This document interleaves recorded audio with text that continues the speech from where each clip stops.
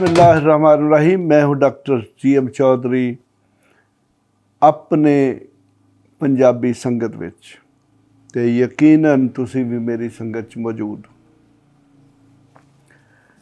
पंजाब दे और पंजाबी ज़बान दे बड़े वड्डे शायर शाह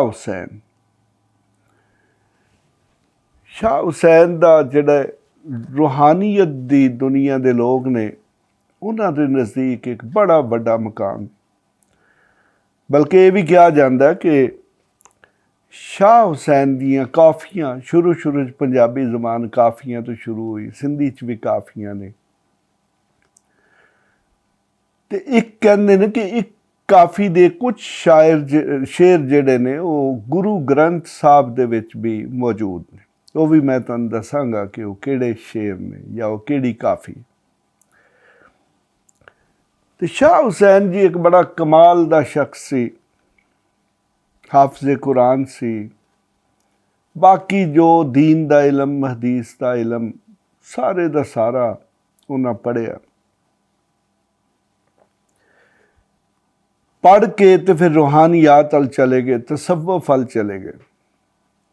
उन्हां दी जिंदगी दा जदों कि जिस वक्त वो तालब इलम सन, एक वाकया बड़ा मशहूर है कि अपने जिहड़े कुछ मदरसे दे दोस्त सन, यार सन, उन्हां दे नाल किताब जिहड़ी उस वक्त ते अजे प्रिंटिंग प्रैस कोई नहीं सन, हत्थ नाल लिखियां किताबां हुंदियां सन, तो यकीनन एक अद्धी हुंदी ही जिन्हों सारे ही जिहड़े शागिर्द ने वो पढ़ते सन। तो वो लैके ते दरियाए रावी अल जा रहे सन या उधरों आ रहे सन, तो किताब उन्होंने दे हत्थ च सी ते नाल उन्होंने दे 15-20 वो जिहड़े दोस्त स्टूडेंट सन, शागिर्द सन उन्होंने दे उस्ताद दे, वो भी सन। ते रस्ते दे विच एक खूह आया, कुआं, उन्हां वो किताब उस खूह विच सुट दिती। तो उदों हर स्टूडेंट को ते जनाब किताब नहीं सी, उत्थे जनाब शोर पै गया कि साडे दीन दी एडी वड्डी किताब तू खूह च सुटती। यानी कि उन्हां दे जिन्ने क्लास फैलो, मदरसा फैलो सन, उन्हां दे जिहड़े तालब इलम यार सन, उन्हां शोर पा दिता, लोग कट्ठे हो गए कि इन्हें मजहबी किताब खूह च सुट। तो किताब खूह सुटन का मतलब यही है ना कि किताब की उन्हें बेहुरमती की, तौहीन की। अज का दौर हुंदा तो हो सकता है कि उत्थे ही मार मार के उन्होंने जानों मार दिता जाता। बहरहाल चूँकि उदों एक सैकुलर किस्म का माहौल सी, हिंदू सिख मुसलमान ईसाई जिन्ने भी मजहब ने बड़े खुश असलूबी ना कट्ठे रह रहे सन। तो जदों बहुत ज़्यादा शोर मच गया तो कहते जी कि शाह हुसैन ने कुएं अल हथ वधाया, यानी कि कुएं अल इंज हथ कीता और उथों किताब कढ़ के ते उन्हें अपने यारां नूं फड़ा दिती। किताब बिल्कुल सुक्की सी, गिली भी नहीं सी हुई, उन्होंने कुछ भी नहीं सी होया। वो जनाब फिर एक नवा शोर सी। वो कहते जी कि शाह हुसैन की पहली करामत सी कि जिहदे विच उन्हां किताब खूह च सुटी और फिर जदों शोर पै गया फिर किताब नूं खूह चों कढ़िया तो किताब बिल्कुल ठीक सी। और मेरे ख्याल च तो कोई शख्स भी अज भी नहीं मान सकता कि वो किताब पानी च है। मैं किताब पानी च सुट दियां तो फिर वो भी खूह च सुट दियां तो खूह च किताब को 1 मिनट च तो नहीं निकलती ना, कोई खूह च सीढ़ियाँ तो नहीं लगियां होंदियां। अजकल शायद अजकल तो खूह वैसे ही खत्म हो गए। वो मैं तो सारा अपने बचपन चो सारा नज़ारा देखिया, बड़ा मुश्किल हुंदा ही अगर खूह कोई चीज़ डिग पै तो उन्हें किताब सुटी और फिर जिहड़ा भी 10 मिनट अद्धे घंटे का वक्त होएगा शोर शराबा होया ਉਹਨਾਂ ਹੱਥ ਵਧਾਇਆ, ਕਿਤਾਬ ਕੱਢ ਕੇ ਉਹਨਾਂ ਫੜਾ ਦਿੱਤੀ, ਜੀ ਇਹ ਲਓ ਫੜੋ ਆਪਣੀ ਕਿਤਾਬ। ਉਹ ਬਿਲਕੁਲ ਠੀਕ ਠਾਕ ਸੀ, ਖੁਸ਼ਕ ਸੀ, ਉਹਨੂੰ ਕੁਝ ਵੀ ਨਹੀਂ ਸੀ ਹੋਇਆ। ਅਤੇ ਸਭ ਤੋਂ ਵੱਡੀ ਗੱਲ ਤਾਂ ਇਹ ਕਿ ਖੂਹ 'ਚ ਕਿਤਾਬ ਸੁੱਟੀ ਅਤੇ ਉਹਨੂੰ ਹੱਥ ਨਾਲ ਕੱਢ ਦਿੱਤਾ। ਇਹ ਇੱਕ ਬਹੁਤ ਵੱਡੀ ਕਰਾਮਤ, ਇੰਨੀ ਵੱਡੀ ਕਰਾਮਤ। ਕਿਤਾਬ ਦਾ ਖੁਸ਼ਕ ਹੋਣਾ ਤਾਂ ਇੱਕ ਬਾਤ ਦੀ ਗੱਲ ਹੈ। ਬਹਰਹਾਲ ਜੀ, ਇਹ ਉਹਨਾਂ ਦੀ ਪਹਿਲੀ ਕਰਾਮਤ ਸੀ ਜਿਹਦਾ ਪੂਰੇ ਲਾਹੌਰ ਦੇ ਵਿੱਚ ਸ਼ੋਰ ਮਚ ਗਿਆ। ਯਾਨੀ ਕਿ ਉਸ ਤੋਂ ਪਹਿਲੇ ਦਾ ਸ਼ਾਹ ਹੁਸੈਨ ਇੱਕ ਮੁਖਤਲਿਫ ਸ਼ਖਸ ਸੀ, ਅਤੇ ਆਪਣੀ ਇਸ ਕਰਾਮਤ ਤੋਂ ਬਾਅਦ ਸ਼ਾਹ ਹੁਸੈਨ ਇੱਕ ਲਾਹੌਰ ਦਾ ਇੱਕ ਬਿਲਕੁਲ ਮੁਖਤਲਿਫ ਸ਼ਖਸ। ਹਿੰਦੂ, ਈਸਾਈ, ਸਿੱਖ ਸਾਰੇ ਦੇ ਸਾਰੇ ਸ਼ਾਹ ਹੁਸੈਨ ਨੂੰ ਜਾਣਨ ਲੱਗ ਪਏ। ਯਾਨੀ ਕਿ ਪਹਿਲਾ ਤਾਰਫ ਸੀ ਸ਼ਾਹ ਹੁਸੈਨ। ਸ਼ਾਹ ਹੁਸੈਨ ਦੀਆਂ ਜਿਹੜੀਆਂ ਕਾਫੀਆਂ ਜੀ, ਉਹਦੇ ਮੁਤਲਕ ਮੁਖਤਲਿਫ ਕਿਸਮ ਦੀ ਫਿਗਰ ਹੈ।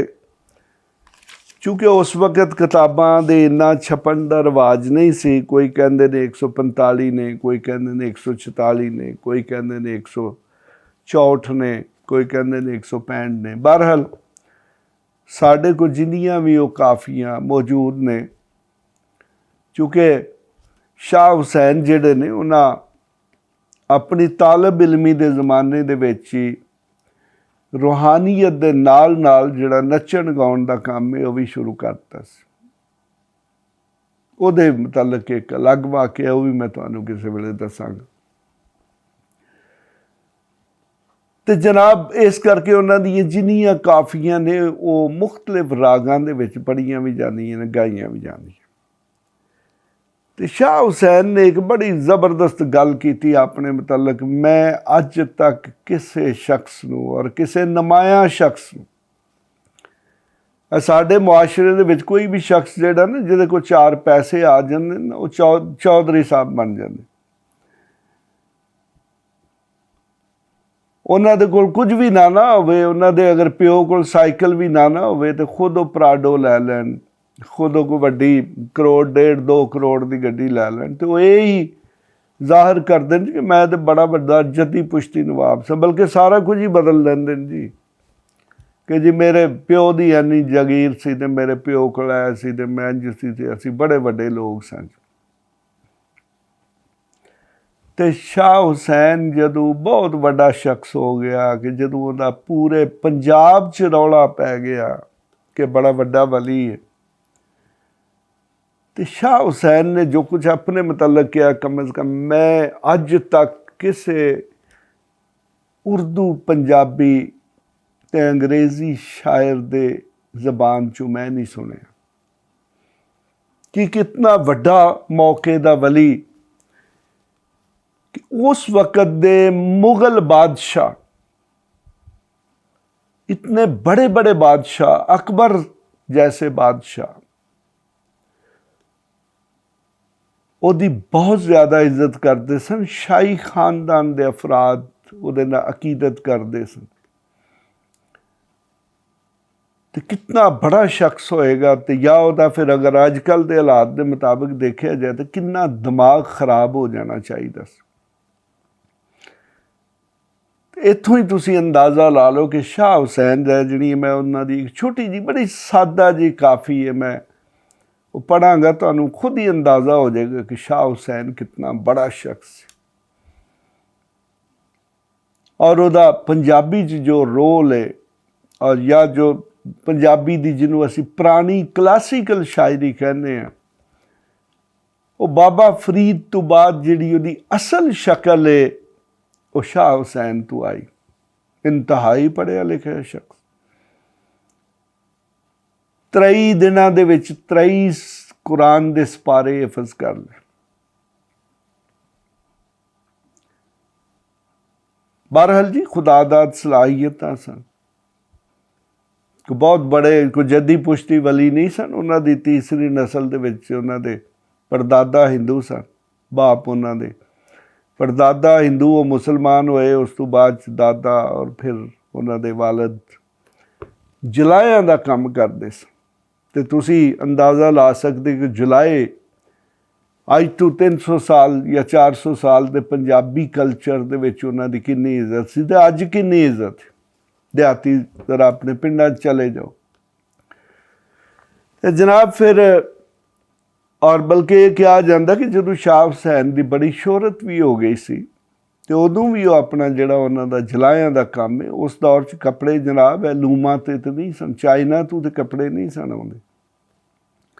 ਮੈਂ ਖੁਦ ਉਹ ਅੱਖਾਂ ਨਾਲ ਦੌਰ ਦੇਖਿਆ ਕਿ ਜਦੋਂ ਪਿੰਡਾਂ ਦੇ ਵਿੱਚ ਜਲਾਏ ਜਿਹੜੇ ਨੇ ਉਹ ਸੂਤਰ ਖਵਾਤੀਨ ਕੱਤਦੀਆਂ ਹਨ ਕਪਾਹ ਤੋਂ ਜਾਂ ਉੱਨ ਤੋਂ, ਔਰ ਫਿਰ ਉਹ ਧਾਗਾ ਜਿਹੜਾ ਬਣਦਾ ਸੀ ਫਿਰ ਉਹ ਜਲਾਇਆਂ ਨੂੰ ਦਿੱਤਾ ਜਾਂਦਾ ਸੀ, ਫਿਰ ਉਹਦੀ ਤਾਣੀ ਬਣਾਉਂਦੇ ਹਨ ਤੇ ਫਿਰ ਉਹ ਜਿਹੜੀ ਮੈਨੂਅਲ ਖੱਡੀ ਹੁੰਦੀ ਸੀ ਜਿਹੜੀ ਉਹ ਆਪਣੇ ਹੱਥਾਂ ਨਾਲ ਚਲਾਉਂਦੇ ਸਨ, ਜਿਹਦੇ ਤੋਂ ਖੱਦਰ ਦਾ ਕੱਪੜਾ ਜਾਂ ਉੱਨੀ ਕੱਪੜਾ ਗਰਮ ਕੱਪੜਾ ਬੁਣਿਆ ਜਾਂਦਾ ਸੀ।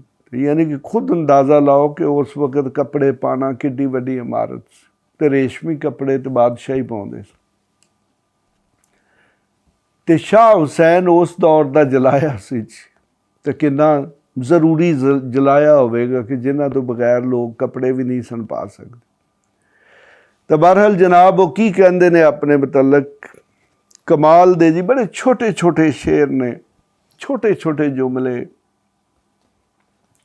ਉਹ ਕਹਿੰਦੇ ਨੇ ਇਨੀ ਹਸੈਨੂ ਜਲਾਇਆ, ਇਨੀ ਹਸੈਨੂ ਜਲਾਇਆ, ਪਿਓਰ ਪੱਕੀ ਪੰਜਾਬੀ, ਠੇਠ ਪੰਜਾਬੀ, ਇਨੀ ਹਸੈਨੂ ਜਲਾਇਆ। ਆ ਬੜੀ ਦਿਲਚਸਪ ਗੱਲ ਹੈ ਇੱਥੇ ਵੀ ਮੈਂ ਤੁਹਾਨੂੰ ਦੱਸਾਂ ਕਿ ਸ਼ਾਹ ਹੁਸੈਨ ਨੇ ਆਪਣੀ ਜਿਤਨੀ ਸ਼ਾਇਰੀ ਕੀਤੀ ਸਾਰੀ ਦੀ ਸਾਰੀ ਔਰਤਾਂ ਦੇ ਕਿਰਦਾਰਾਂ 'ਚ ਕੀਤੀ।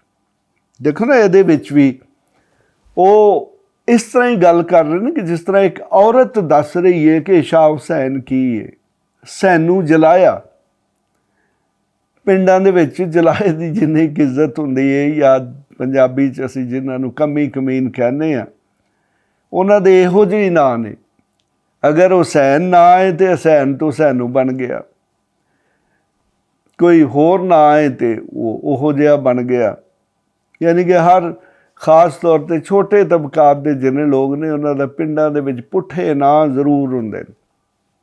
ਅਤੇ ਜਨਾਬ ਉਹ ਇਸੇ ਨਿਸਵਾਨੀ ਔਰਤਾਂ ਦੇ ਕਰੈਕਟਰ ਤੋਂ ਗੱਲ ਕਰਵਾ ਰਹੇ ਨੇ ਕਿ ਇਹ ਨਹੀਂ ਹਸੈਨੂ ਜਲਾਹਾ, ਨਾ ਉਸ ਮੂਲ ਨਾ ਲਾਹਾ, ਨਾ ਉਸ ਮੂਲ ਨਾ ਲਾਹਾ। ਉਹ ਕਹਿੰਦੇ ਨੇ ਕਿ ਜਨਾਬ ਇਹ ਹਸੈਨੂ ਜਲਾਇਆ, ਨਾ ਇਹਦੀ ਕੋਈ ਕਦਰ ਤੇ ਨਾ ਇਹਦੀ ਕੋਈ ਕੀਮਤ, ਨਾ ਉਹ ਮੰਗਿਆ ਨਾ ਉਹ ਪਰਨਾਇਆ। ਦੇਖੋ ਕਿ ਜ਼ਿੰਦਗੀ ਉਹਨਾਂ ਦੀ ਸਾਰੀ ਜ਼ਿੰਦਗੀ ਇੱਕ ਦੋ ਲਫ਼ਜ਼ਾਂ 'ਚ ਬਿਆਨ, ਨਾ ਉਹ ਮੰਗਿਆ ਨਾ ਉਹ ਪਰਨਾਇਆ। ਯਾਨੀ ਕਿ ਨਾ ਉਹਦੀ ਮੰਗਣੀ ਹੋਈ ਨਾ ਉਹਦੀ ਸ਼ਾਦੀ ਹੋਈ। ਯਾਨੀ ਕਿ ਸ਼ਾਹ ਹੁਸੈਨ ਸਾਰੀ ਜ਼ਿੰਦਗੀ ਗੈਰ ਸ਼ਾਦੀशुदा ਜ਼ਿੰਦਗੀ ਗੁਜ਼ਾਰੀ। ਫਿਰ ਜਨਾਬ ਅਗਲਾ ਮਿਸਰਾ, ਨਾ ਉਸ ਗੰਢ ਨਾ ਉਹ ਸਾਹ। ਪੰਜਾਬੀ 'ਚ ਗੰਢ ਦਾ ਮਤਲਬ ਲੋਕ ਬੜੇ ਅੱਛੇ ਤਰੀਕੇ ਨਾਲ ਪੰਜਾਬੀ ਜਾਣਨ ਵਾਲੇ ਆ, ਤੁਸੀਂ ਸੁਣ ਰਹੇ ਹੋ, ਤੁਹਾਨੂੰ ਪਤਾ ਗੰਢ ਕਿਹਨੂੰ ਕਹਿੰਦੇ। ਯਾਨੀ ਕਿ ਨਾ ਉਹਦੀ ਸ਼ਾਦੀ ਦਾ ਕਿਸੇ ਨੂੰ ਸੱਦਾ ਗਿਆ, ਨਾ ਉਹ ਗੰਢ ਪਾਉਣ ਦਾ ਮਤਲਬ ਇਹ ਹੀ ਹੁੰਦਾ ਹੈ ਜੀ ਕਿ ਉਹਦੀ ਮੰਗਣੀ ਕਰ ਦੇਣਾ, ਉਹਦੀ ਇਤਲਾਹ ਦੇਣਾ। ਨਾ ਉਹ ਸਾਹ, ਨਾ ਉਸ ਗੰਢ ਨਾ ਸਾਹਾ, ਨਾ ਘਰ ਬਾਰੀ ਨਾ ਮੁਸਾਫਰ। ਉਹਨੇ ਨਾ ਇਹਦਾ ਕੋਈ ਘਰ ਹੈ ਨਾ ਹੀ ਉਹ ਮੁਸਾਫਰ। ਯਾਨੀ ਕਿ ਉਹਨੇ ਕੋਈ ਘਰ ਕੋਈ ਨਹੀਂ, ਸਾਰੀ ਰਾਤ ਦਰਿਆਏ ਰਾਵੀ 'ਚ ਕੱਢ ਛੱਡਦੇ ਸਨ। ਕਿਹਾ ਜਾਂਦਾ ਸੀ ਜੀ ਕਿ ਉਹ ਸਾਰੀ ਰਾਤ 'ਚ ਇੱਕ ਦਰਿਆ 'ਚ ਖੜੇ ਹੋ ਕੇ ਇੱਕ ਕੁਰਾਨ ਖ਼ਤਮ ਕਰ ਦਿੰਦੇ ਸਨ ਅਤੇ ਸਾਰਾ ਦਿਨ ਆ ਕੇ ਫਿਰਦੇ ਰਹਿਣਾ ਲਾਹੌਰ 'ਚ। ਤਾਂ ਉਹਦਾ ਹੀ ਹੈ ਜੀ ਕਿ ਨਾ ਘਰ ਬਾਰੀ ਨਾ ਮੁਸਾਫਰ, ਯਾਨੀ ਕਿ ਨਾ ਉਹਦਾ ਕੋਈ ਘਰ ਹੈ ਅਤੇ ਨਾ ਹੀ ਉਹ ਮੁਸਾਫਰ ਹੈ। ਅਤੇ ਜਨਾਬ ਆਖਰੀ ਤੋਂ ਪਹਿਲਾ ਜਿਹੜਾ ਮਿਸਰਾ ਹੈ, ਨਾ ਉਹ ਮੋਮਨ ਨਾ ਉਹ ਕਾਫਰ। ਯਾਨੀ ਕਿ ਨਾ ਘਰ ਬਾਰੀ ਨਾ ਮੁਸਾਫਰ, ਨਾ ਉਹ ਮੋਮਨ ਨਾ ਉਹ ਕਾਫਰ। ਯਾਨੀ ਕਿ ਕਹਿੰਦੇ ਨਾ ਉਹਦਾ ਕੋਈ ਘਰ ਹੈ ਨਾ ਉਹ ਮੁਸਾਫਰ ਹੈ, ਨਾ ਉਹ ਮੋਮਨ ਹੈ, ਯਾਨੀ ਕਿ ਨਾ ਉਹ ਪੱਕਾ ਮੁਸਲਮਾਨ ਹੈ ਅਤੇ ਨਾ ਹੀ ਉਹ ਕਾਫਰ ਹੈ, ਕੋਈ ਪਤਾ ਨਹੀਂ ਕੀ ਹੈ। ਅਤੇ ਫਿਰ ਜਨਾਬ ਆਖਰੀ ਗੱਲ ਹੈ, ਜੋ ਆਹਾ ਸੋ ਆਹਾ। ਆਹ ਦਾ ਮਤਲਬ ਹੈ ਅੱਜ ਦੀ ਪੰਜਾਬੀ ਜਾਂ ਉਰਦੂ 'ਚ ਹੋਣਾ। ਉਹ ਕਹਿੰਦੇ ਜੀ ਕਿ ਜੋ ਹੈ ਸੀ ਉਹ ਹੀ ਹੈ। ਤੇ ਦੇਖੋ ਕਿ ਕਿਤਨੀ ਜ਼ਬਰਦਸਤ ਉਹਨਾਂ ਆਪਣੇ ਮੁਤਲਕ ਗੱਲ ਕੀਤੀ ਕਿ ਮੈਂ ਕੀ ਹਾਂ। ਕਮ ਅਜ਼ ਕਮ ਮੈਂ ਆਪਣੀ ਜ਼ਿੰਦਗੀ 'ਚ ਕੋਈ ਏਡੀ ਛੋਟੀ ਜਿਹੀ ਨਜ਼ਮ ਨਾ ਅੰਗਰੇਜ਼ੀ ਦੀ ਪੜ੍ਹੀ ਹੈ ਨਾ ਮੈਂ ਉਰਦੂ ਦੀ ਪੜ੍ਹੀ ਹੈ ਕਿ ਜਿਹਦੇ 'ਚ ਇੱਕ ਬੰਦਾ ਆਪਣੀ ਸਾਰੀ ਹਯਾਤੀ ਆਪਣੀ ਸਾਰੀ ਜ਼ਿੰਦਗੀ ਨੂੰ ਦੱਸਦਾ। ਤੇ ਮੈਂ ਜਨਾਬ ਇਹਨੂੰ ਹੁਣ ਦੁਬਾਰਾ ਪੜ੍ਹਨਾ ਬਗੈਰ ਕਿਸੇ ਤਸ਼ਰੀਹ ਤੋਂ ਤਾਂ ਕਿ ਤੁਹਾਨੂੰ ਪਤਾ ਲੱਗੇ ਕਿ ਸ਼ਾਹ ਹੁਸੈਨ ਨੇ ਕੀ ਕਿਹਾ ਆਪਣੇ ਮੁਤਲਕ। ਇਹ ਨੀ ਹਸੈਨੂ ਜਲਾਹਾ ਨਾ ਉਸ ਮੂਲ ਨਾ ਲਾਹਾ, ਨਾ ਉਹ ਮੰਗਿਆ ਨਾ ਪਰਨਾਇਆ, ਨਾ ਉਸ ਗੰਢ ਨਾ ਸਾਹਾ, ਨਾ ਗਰਬਾਰੀ ਨਾ ਮੁਸਾਫਰ, ਨਾ ਉਹ ਮੋਮਨ ਨਾ ਉਹ ਕਾਫਰ, ਜੋ ਆਹਾ ਸੋ ਆਹਾ ਇਹ ਨੀ ਹਸੈਨੂ ਜਲਾਹਾ। ਤੇ ਜਨਾਬ ਅਗਰ ਤੁਹਾਡੇ ਅੰਦਰ ਕੋਈ ਵੀ ਥੋੜ੍ਹੀ ਜਿਹੀ ਵੀ ਤਸੱਵੁਫ ਦੀ ਤੇ ਰੂਹਾਨੀਆਤ ਦੀ ਰਮਕ ਹੈ ਤੇ ਸ਼ਾਹ ਹੁਸੈਨ ਨੇ ਇਹਨਾਂ ਸ਼ੇਰਾਂ ਦੇ ਵਿੱਚ ਜਿਹੜਾ ਕਮਾਲ ਕਰ ਦਿੱਤਾ ਹੈ, ਮੇਰਾ ਤੇ ਖਿਆਲ ਹੈ ਹਰ ਉਸ ਸ਼ਖਸ ਜਿਹਦੇ ਅੰਦਰ ਕੋਈ ਸ਼ੈ ਮੌਜੂਦ ਹੈ ਰੂਹਾਨੀਆਤ ਤੇ ਤਸੱਵੁਫ ਦੀ, ਉਹਦੇ 14 ਤਬਕ ਰੋਸ਼ਨ ਕਰ ਦੇਣ।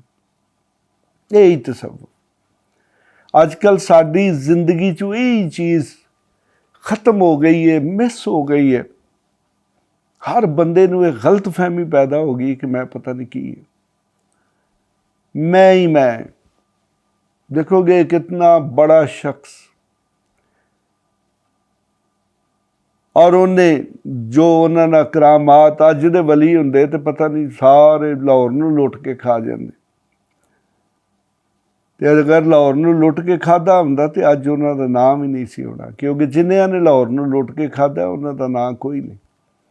ਤੇ ਇਹੀ ਵਜ੍ਹਾ ਕਿ ਅੱਜ ਵੀ ਉਹਨਾਂ ਦੇ ਮਜ਼ਾਰ ਤੇ ਮੇਲਾ ਚਿਰਾਗਾਂ ਲਾਹੌਰ ਦਾ ਸਭ ਤੋਂ ਪੁਰਾਣਾ ਤੇ ਸਭ ਤੋਂ ਵੱਡਾ ਮੇਲਾ ਹੁੰਦਾ। ਤੇ ਉਹ ਇਸ ਚੀਜ਼ ਦੀ ਅਲਾਮਤ ਹੈ ਕਿ ਸ਼ਾਹ ਹੁਸੈਨ ਇੱਕ ਬੜਾ ਵੱਡਾ ਸ਼ਖਸ ਸੀ। ਇਸ ਦੇ ਨਾਲ ਹੀ ਇਜਾਜ਼ਤ, ਮੈਂ ਤੁਹਾਨੂੰ ਹੋਰ ਵੀ ਬੜੇ ਉਹਨਾਂ ਦੀ ਜ਼ਿੰਦਗੀ ਦੇ ਦਿਲਚਸਪ ਵਾਕਿਆਤ ਸੁਣਾਵਾਂਗਾ। ਤੁਸੀਂ ਮੇਰਾ ਚੈਨਲ ਸਬਸਕ੍ਰਾਈਬ ਕਰ ਲਓ ਤੇ ਬੈਲ ਆਈਕਨ ਜ਼ਰੂਰ ਦਬਾਓ ਤਾਂ ਕਿ ਤੁਹਾਨੂੰ ਮੇਰੇ ਅਲਰਟ ਮਿਲਦੇ ਰਹਿਣ। ਖੁਦਾ ਹਾਫਿਜ਼। ਇਸ ਤਰ੍ਹਾਂ ਦੀਆਂ ਹੋਰ ਵੀਡੀਓਜ਼ ਲਈ ਇਸ ਚੈਨਲ ਨੂੰ ਸਬਸਕ੍ਰਾਈਬ ਕਰੋ ਅਤੇ ਜੇਕਰ ਤੁਹਾਡੇ ਕੋਈ ਸਵਾਲ ਹਨ ਤਾਂ ਸਾਨੂੰ ਕਮੈਂਟ ਵਿੱਚ ਪੁੱਛੋ ਅਤੇ ਇਸ ਵੀਡੀਓ ਨੂੰ ਆਪਣੇ ਦੋਸਤਾਂ ਅਤੇ ਯਾਰਾਂ ਨਾਲ ਸ਼ੇਅਰ ਕਰੋ।